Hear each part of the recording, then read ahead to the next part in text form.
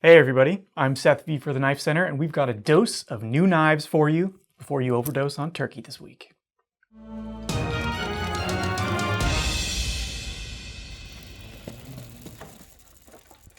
The knives on the table this week are extra new because we've got 3 brand new brands that just hit our shelves. Brand new. Brand new. Let's start with the most expensive new brand, and that is Poikilo. Say hi to Poikilo, everybody. Hi, Poikilo. It's a cute sounding name, but their knives are pretty serious. This right here is the Anolis, and this brand's been getting genuine buzz because ever since they hit the scene, they've been winning Blade Show awards. First I heard of them was in 2024, where they took home Best in Show, I believe, at Blade Show West. They won another award this year at Blade Show. So people are really taking notice of what they're doing, and what they're doing is pretty exceptional. So $450 for this frame lock folder. We've got 3.9 inches of M398 blade steel, and then these cool crystallized titanium overlays on the top. Lots of facets, lots of milling, lots of polishing. You know, this knife isn't the most adventurous in terms of its overall silhouette and design, unlike some of their other models, but it is just absolutely maxed out when it comes to finishing quality. The blade underneath this DLC coating has been very highly polished and lightly stone washed, so it really kind of glimmers in a unique black mirror type of way. The crystallized titanium is exotic stuff. Love the way it catches the light. It just has the wildest colors when you anodize it. And it all comes together in a very cohesive way, a way that is still quite comfortable, very usable.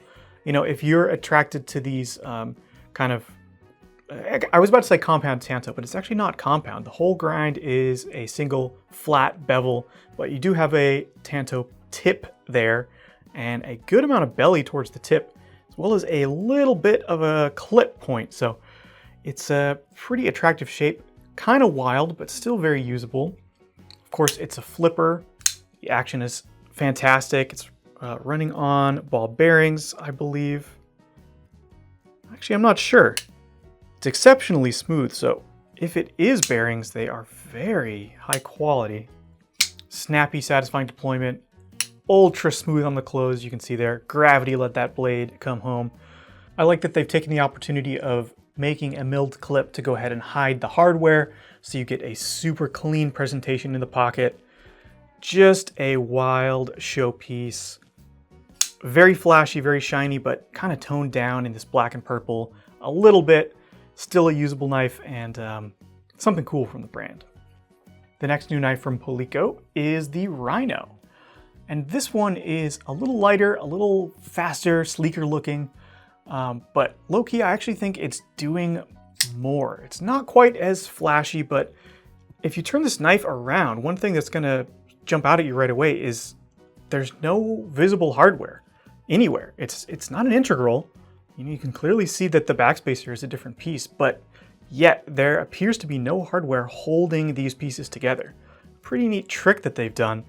The way it's constructed is actually anchored with a single screw inside this backspacer. So all of the connections are kind of hidden, and then it's all held together with the only accessible screw being right there on the inside. Very cleverly done.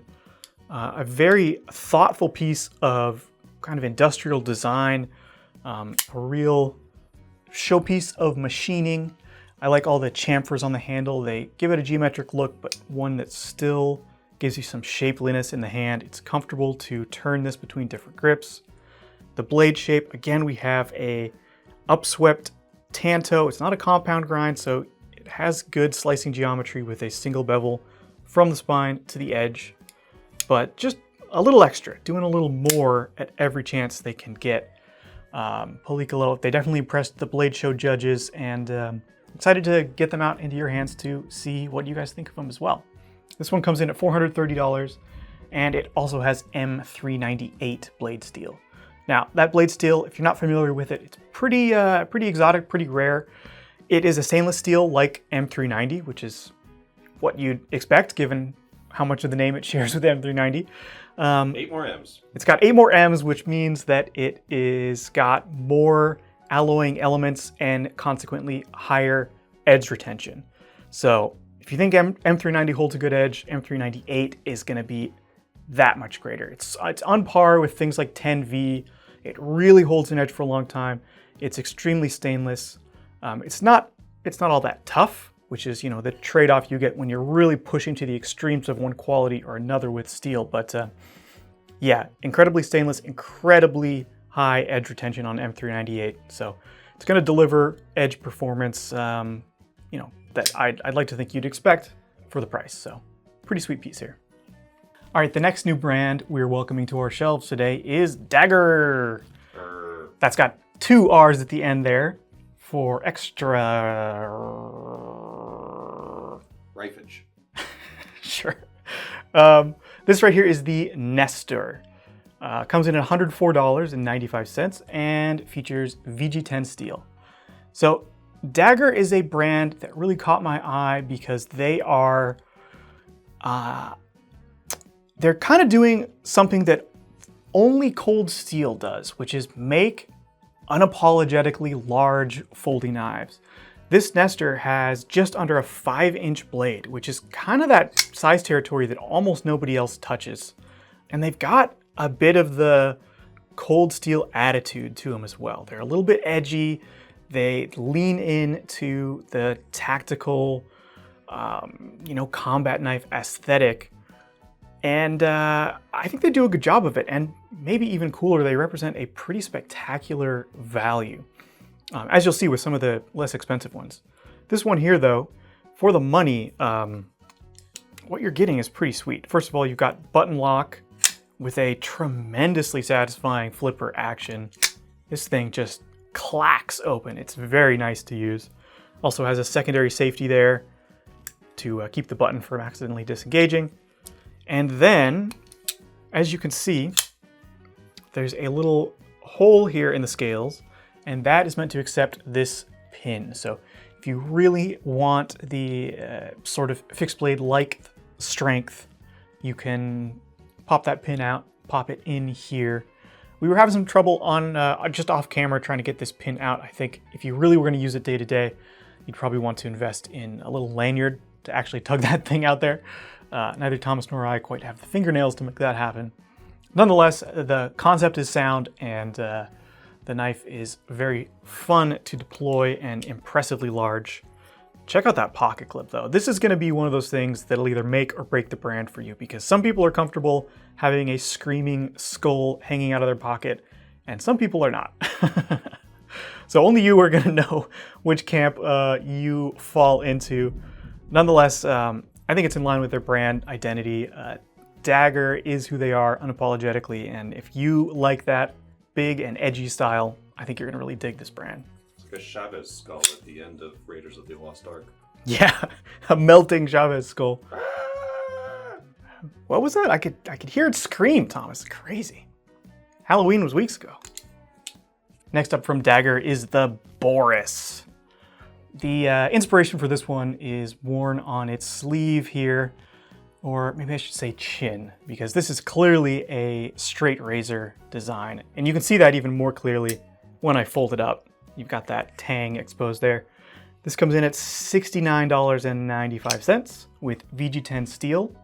And again, it's just an oversized folder. It's not quite as big as that first one, but just under 4 inches of blade makes this a formidable folding knife. Got a liner lock for the lockup, and ball bearings in the pivot for smooth action.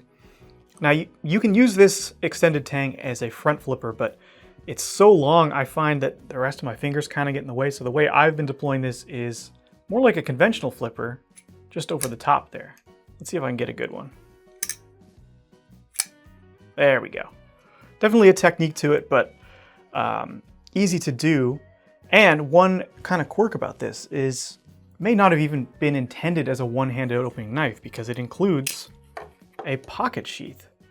So if you want to pop the Screaming Skull clip off of here and instead use it on your pocket slip, you don't have to worry about one-hand deployment at all. Just take it out, use 2 hands to open it, get your work done.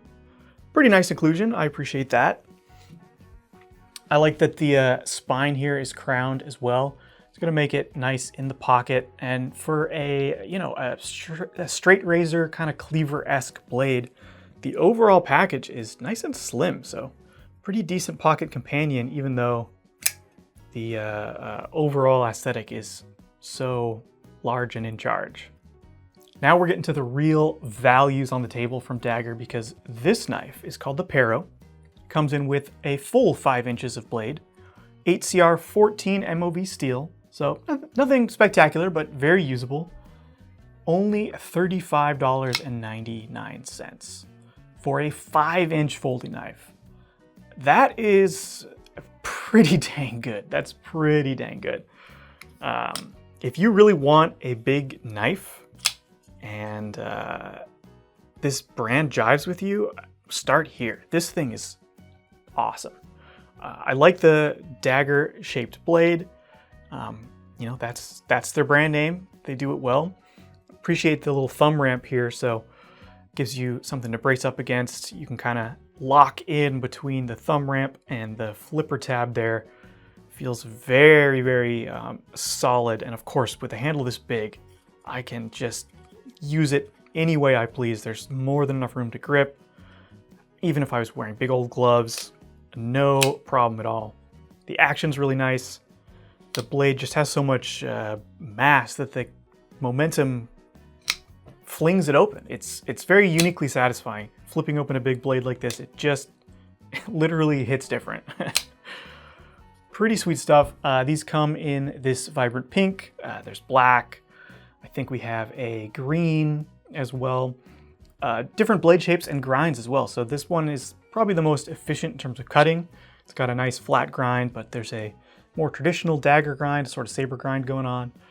There's even a clip point blade that isn't quite as broad as this. So lots to pick from, but all great value. Okay, and the most, shall we say, sensible knife from Daggerr on the table is this, the Resident. It looks small compared to the knives you were just looking at, but this blade's actually 3.5 inches. So very much a full-size knife here. Blade steel again on this is 8CR 14 MOV, but the price is there to match at just $29.99. This one is the most comfortable. The handle is handle-sized, or it's hand-sized at least, it's not oversized. It's really working for me. I like the slight kind of bulb at the rear. It really fills the fist nicely. Good finger scallop there to lock your grip in place. And nice blade, very usable. You know, with the hole and the full flat grind, it's almost reminded me of like a Spyderco. We've got the efficient slicing geometry of Spyderco's leaf-shaped blade. We have almost a round hole here, although this I think is meant to be a skull. I wouldn't even really use it for deployment, given that the flipper action works great. Just a great budget knife with some cool character, you know? Who says budget knives have to be boring? They can also be kind of having a lot of fun with it and giving you some craziness with this very hard to miss skull clip. You know what? It's actually growing on me. I think I wouldn't carry this every day, but I would rock it some days. The third and final brand new brand of the day is Monterey Bay Knives, and this is their Old Guard and Mini Old Guard. Same knife design, really just two different scales of the thing. So I'm gonna go ahead and just hold up the large one. Price difference is just $5, so the full size is $65, the mini is $60. Monterey Bay Knives is the kind of like production brand for Ray Laconico. Ray Laconico and I believe Sanford Owen founded the brand to bring his designs kind of under his own label. I mean, if you've been watching this channel for any length of time, you've probably seen a Ray Laconico knife on the table. He's done tons of work for the likes of Kaiser and I think maybe even Riot, definitely Wee and Civivi. Yeah, he's a great knife designer who just has a muscular simplicity to his lines, and this is in line with that. The handle is I don't know, we could even call it kind of basic. It's just a nice arched shape with a, you know, a little bit of flair to it, a little bit of a scallop in the right place, but so well proportioned and so overall cohesive that it still is instantly recognizable as a Ray Laconico design. Very nicely done here. The materials are on point as well. You've got 14C28N blade steel, quality, tough, surprisingly tough stainless steel. I believe these use washers in the pivot, if I'm not mistaken. Yeah, washers in the pivot. So kind of a hard working character to it. Nice nested liner lock for a classy presentation. And then a wire clip. I know wire clips have their, you know, it has its haters out there, but I really like the clip. I don't think there's a more comfortable clip than the wire clip. It sort of springs out of the way of the pressure of your hand. So as you're gripping it, it's more ergonomically invisible than a stiffer, larger clip. And you know, it may not be the most handsome looking clip, but I appreciate it every time I go to use a knife with a wire clip. So I like that they've put it on this kind of simple, hardworking design. Yeah, the Old Guard. Excited to see what else the brand comes out with, because this is a strong start. Next, we've got some new Spydercos, and this is arguably the biggest news on the table. It's not an all-new knife, but it is the Shaman Lightweight. This has been really anticipated ever since it was announced at SHOT Show. Of course, it's lighter than the standard production version, and it is also more affordable. This comes in at $172.50 with BD1N steel and these injection molded handles. Now, the other thing that's kind of new and interesting about this is that the injection molding is very different from anything else Spyderco has done in the past. You know, we've seen a lot of bidirectional scales from them, some honeycomb stuff, you know, we've seen some different patterns and textures, but this, it looks more like G10 or a traditional milled material. The texture is smooth, but extremely grippy. If I had to compare it to something, I would use like a ultra-fine sanding sponge. Maybe that's just because I recently used a sanding sponge this weekend, but for whatever reason, it is like that. It has a bit of a sandpapery texture to it, but also not a squishiness, but a kind of softness to it, a rounded character that makes it extremely comfortable. The Shaman has always had great contoured shaped scales, and this lightweight version is every bit as nicely shaped as the regular one. Yeah, really nice. I think if you're not a fan of smooth handles, but you don't like Spyderco's you know, aggressive bidirectional texturing, you gotta check this out. It's super, super nice feeling. The things that have made the Shaman so popular are still here in this lightweight version, namely the blade grind. Spyderco is known for their flat grinds, for their full flat grinds in particular. They're great at slicing, but the one kind of criticism that I think can be fairly lobbed at them is that they are often thin at the tip. You know, for people who want to hard use their knives and who may occasionally get into some non-slicing duties with the tip of that knife, full flat grinds may not be the best choice. So here, you've got a bit of a compromise. The grind is almost full flat, but it also doesn't taper so much towards the tip. So you have more of the blade stock thickness further towards the tip.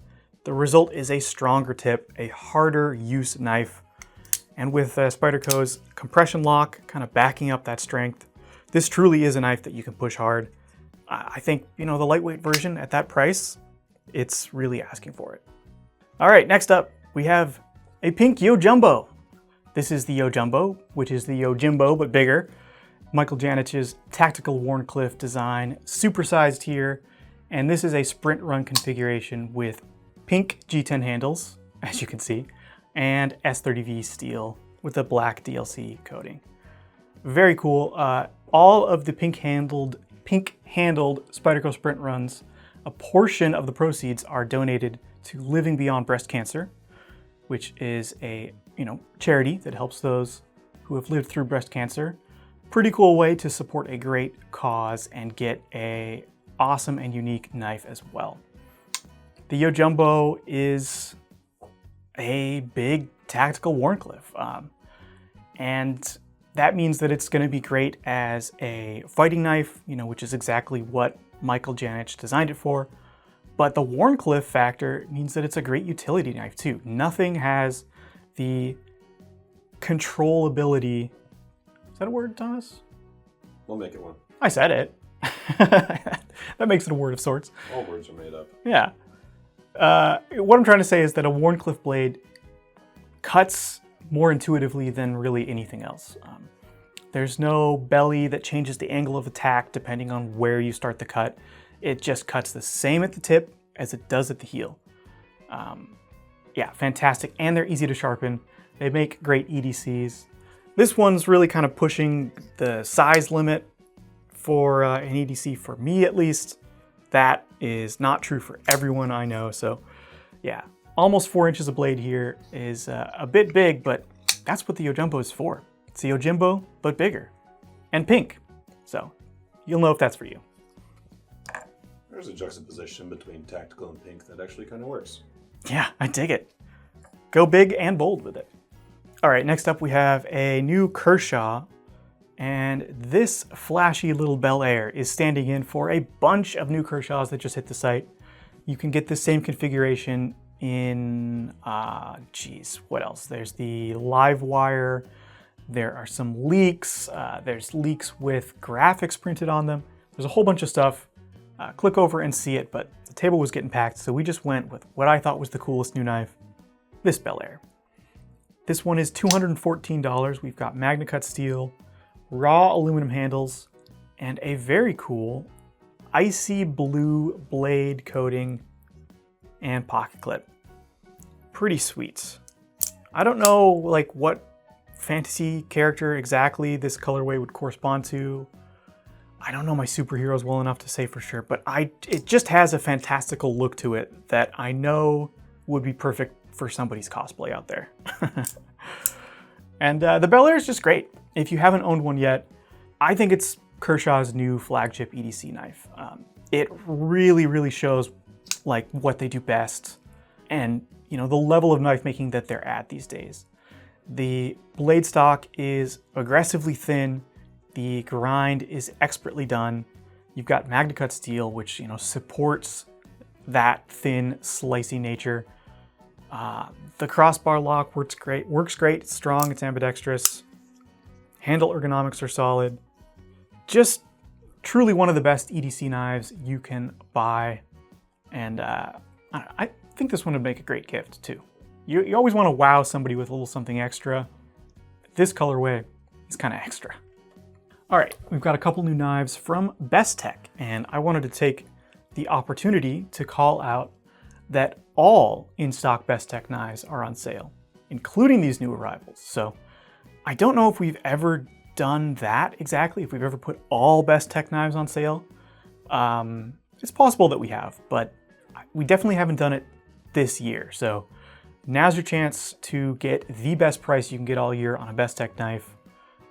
They're already great values. They're even better values now. But let's talk about these new ones. This here is the Mothus, designed by Kombu. And this has been a kind of a full fat design for them, all decked out in titanium and Magna Cut. But they kind of brought down the level of materials to deliver it at a more affordable price point. These are just $51. That's the sale price. The regular price is, I think, $68.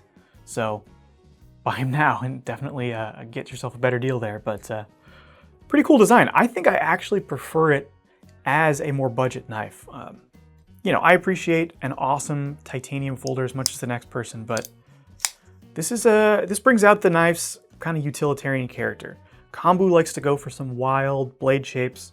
This, in contrast, is a very, very simple, usable drop point. I'm really digging it. And the handle shape, it's got a little bit of his signature, flair and style to it with a little bit of some angles going on, but it's overall a very usable simple package. And, you know, I think the price point is the last piece of the puzzle here. It's really gonna make this a great EDC. Oh man, look at that clip. We've got another skull clip. There you go. Just not screaming this time. These come in a ton of different flavors. This right here is carbon fiber handles, but you can get a bunch of different G10s as well as a black coated blade. Really just mix and match to your taste. The Bestech sale is not just limited to Bestechs. We've also got their sister brand, Bestechman, on sale. Bestechman is the Civivi to Bestech's Wii. It's their slightly lower priced subsidiary brand. This right here is the Vector. And this knife comes in at $38.92 on sale. Regular price of $51.90. That's a big that's a big delta there. That is a good deal. This knife has D2 steel, 3.2 inches of it, and milled aluminum handles. I went with the black and purple here. Thought it was kind of a cool eye-catching configuration, but there's a ton of handle and blade options that you can choose from. Nice design. I like the blade shape. It's, I'm gonna call it modified Wharncliffe. Traitor. You know, it doesn't have enough of a straight clip to be a reverse tanto. It doesn't have to. Reverse tanto is inclusive. I don't know about that. Reverse tanto is exclusive. I don't think it means... Reverse tanto land is a big park. We need lots of people to fill it up. Well, we can move away from whatever's going on with the tip here. And notice the nice finger twirl there for, you know, choking up. I think it's well sized to accommodate a fistful of finger. I'm feeling pretty safe and comfortable, even kind of choking up in that grip there. Definitely more than enough for a fingertip. Nice thin blade stock. This is going to be like a cardboard warrior. The aluminum handles are a little slick, but you've got this nice milled grooves and holes, which do provide some legitimate kind of grip and texture there, especially for your fingertips as you're gripping. Nice smooth button lock action, very snappy. And then I like that they've also included this little slot, which makes it super easy to reverse flick open. Nice fidgety knife, and a great deal at $38.92 right now. All right, we've got some knives on the table from LionSteel. This here is their brand new NiNi. That is N-I-N-I, and it is their first crossbar lock.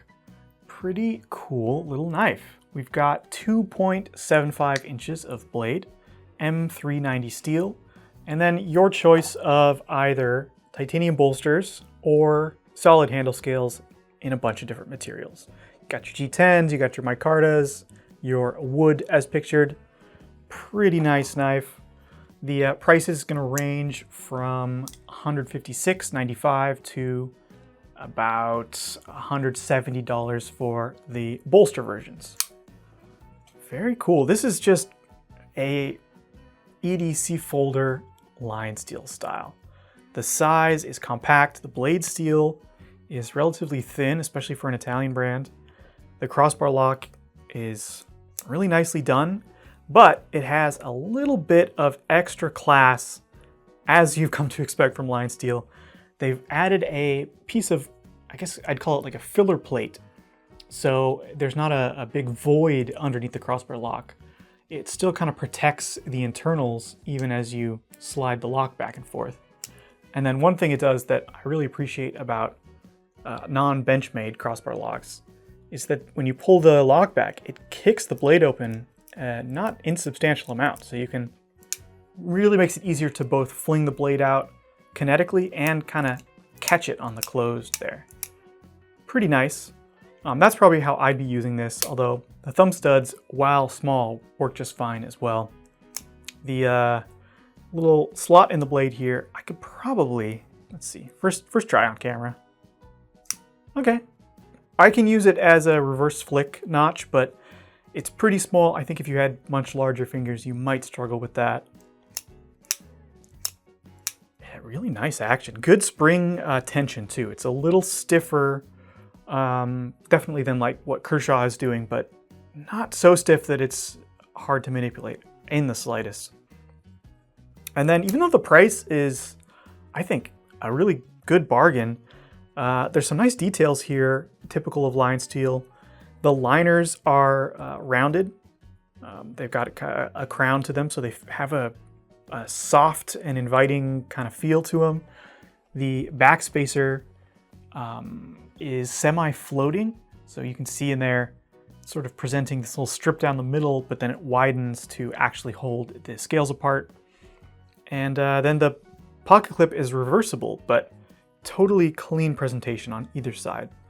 The mounting hardware is just there at the top, and you can unscrew that, feed it out, put it back in the other side. So this is a fully ambidextrous design, as you'd want for a crossbar lock. Great drop point shape. Yeah, compact EDC folder perfection from LionSteel. And this here is tactical EDC perfection. This is the L.E.One Mid, a new, smaller version of their collaboration with Ernest Emerson. Very cool karambit here, and showcasing kind of the style of knife that LionSteel really made famous, frankly, the integral folder. This is just a single piece of aluminum, milled out. We've got a frame lock here with a substantial steel insert for long kind of lock lifetime. Great flipping action, and I like the smaller size. It's going to be easier to carry. I still feel like this handle has plenty of room, especially having my pinky through the finger ring there. It's a little less comfortable not using it, but it's still very usable. You know, the fact that the handle is integral makes the ring not a protuberance the way it is on some other folding karambit designs. It is seamless with the rest of the handle and kind of allows you to ignore the ring if you just want to use this more as a utility knife and you don't want to, you know, lock your hand in for some sort of like, you know, combat needs. I think that helps make carrying a karambit a little bit better of an EDC proposition. And, you know, with EDC, you want to have the knife on your person for when you need it. So anything that makes carrying a somewhat, you know, less daily practical knife easier to carry every day, I'm in favor of. This pocket clip too is going to go a long way towards that. It is mounted, recessed into the handle, so you're going to get a flush presentation into the pocket. It's ambidextrous. You can swap it around. There's the filler plate on the other side. Very nicely done. Really satisfying action. And of course, thanks to Emerson, you've got the signature wave deployment feature, which allows you to yank this thing out of your pocket at the right angle and auto deploy. So for when you're using it in that reverse grip, that karambit grip, it's ready to go as soon as you get your finger in that ring.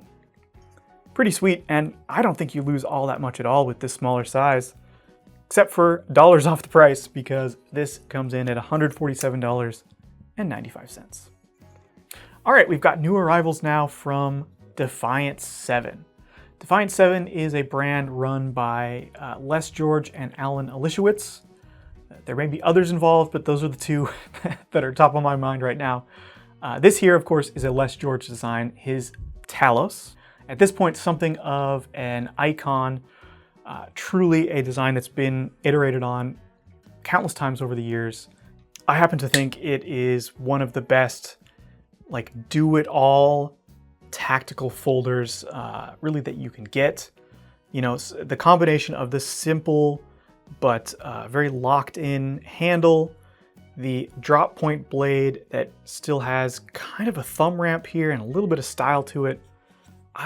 It just works for, like, really literally anything you'd want to carry a knife for. And this version here, you know, made in-house by the brand in the United States, is really one of the sweetest versions we've ever had. So what we've got here is 3.5 inches of magnet cut steel, aluminum handles, manual button lock action, and a price of $285. This is made in the USA, and ooh, that button lock is nice. Very solid, snappy action. Yeah, if you're a fan of Les George, if you're a fan of the Talos, definitely check this version out. I think the manual button lock action really sets it over the top, and it's not going to let you down. Very, very sweet knife. Next, we've got a Defiant 7 knife with a little more wild style to it. This here is the Seax, and it's designed by Ryan Johnson. You may know that name because Ryan Johnson also runs RMJ Tactical, makers of fantastic overbuilt hatchets and giant knives and fixed blades of all sorts. He designed this switchblade for Defiant 7. And there's the action. Button fired. Very classic, American switchblade construction here with the milled aluminum handles. What sets this one apart and what makes it quite a bit more pricey than the regular version is this hand-forged boomerang Damascus blade. Check that out. Very, very hypnotic pattern to it. That means that this one is going to come in at $435. But I think we actually have some of the regular...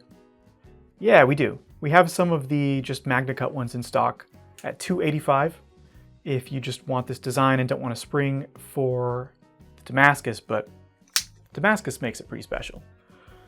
I like the Seax design. It's a style of knife that apocryphally comes from a knife with a broken tip. So, there's a real raw and rugged nature to this blade shape. It's pointy, it's kind of wide, it's aggressive. I think it works great as a switchblade too. It's got, like those big dagger flippers, it's got a lot of mass to it that makes it crack open nicely. And a nice simple pocket clip, A lot of high-end makers, mid-tech guys, they like to go for a milled clip because it's something that you can put on a spec sheet. It's another feature that you can advertise, frankly. But I still think a bent clip works great. Better most of the time, frankly. And, Defiant 7 is a brand that's not about being flashy. It's about making great knives that just get the job done. Really well made, don't get me wrong, but utilitarian at their core. And the clip, I think, is in line with that. Plus, it's titanium, so it's springy, it's still premium, but it's gonna work for you every time. Last but not least, really driving home the, practical heart of Defiant 7 is this Alan Olishewicz designed fixed blade, the M320E. Now, this is got DNA from all kinds of historical fixed blades all over it. The handle reminds me a bit of a Fairbairn Sykes dagger. The blade is a classic K-bar.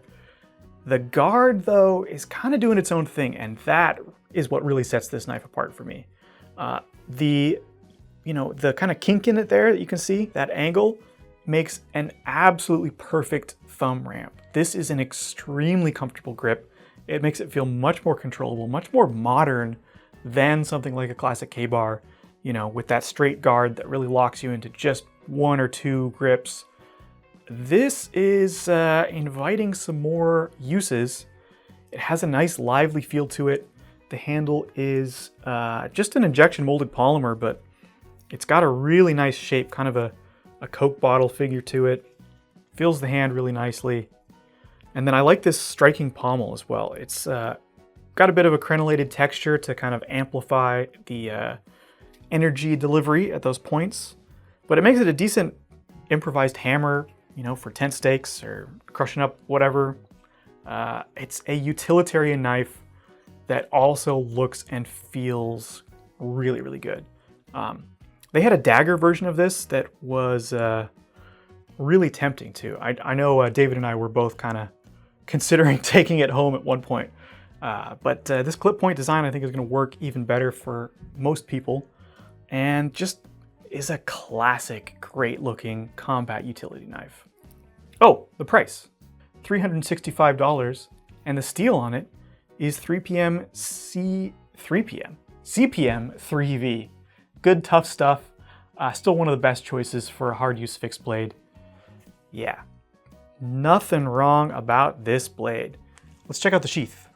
Got a nice molded kydex with a substantial drop loop here.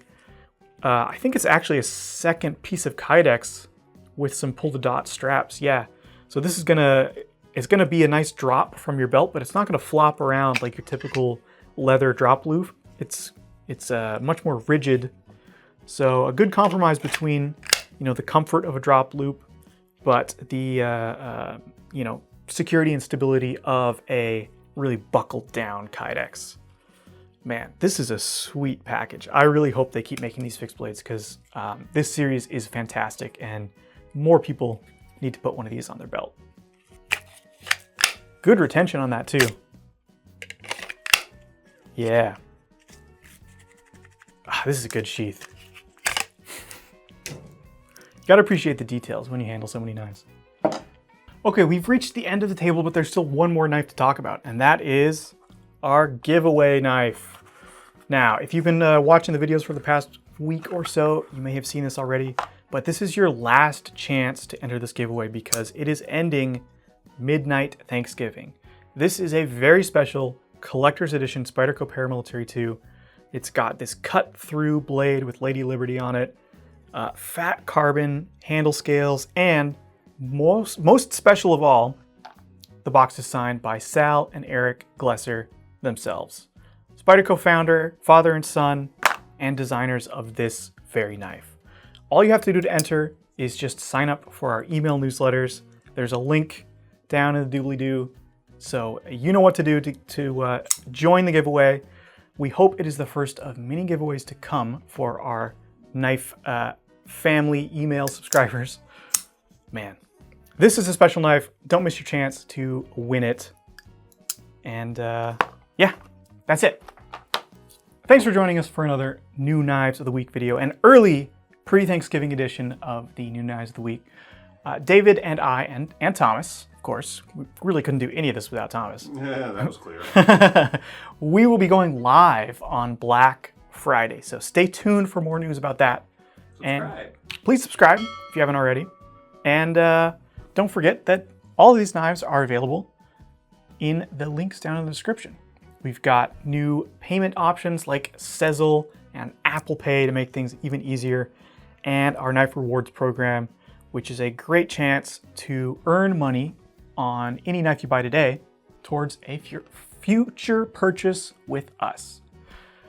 Whew. Well, I'm out of words for today. Thanks for sticking with us. That's Thomas behind the camera. I'm Seth V. We'll see you next time.